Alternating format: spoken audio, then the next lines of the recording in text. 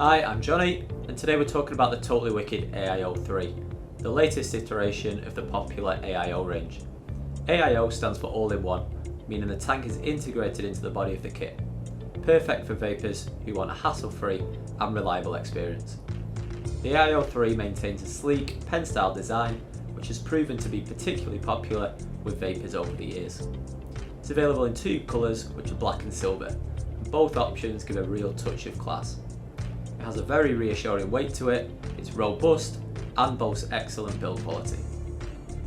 The kit is powered by a 1700mAh battery, which will last most vapers at least a full day between charges. The AIO3 now features USB-C quick charging, so when you do need to recharge, you can do so in double quick time, an important enhancement from its predecessor.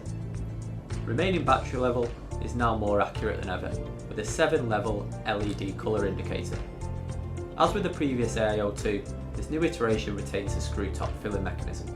This means simple, quick refills, but the all-in-one structure ensures that the device remains leak resistant.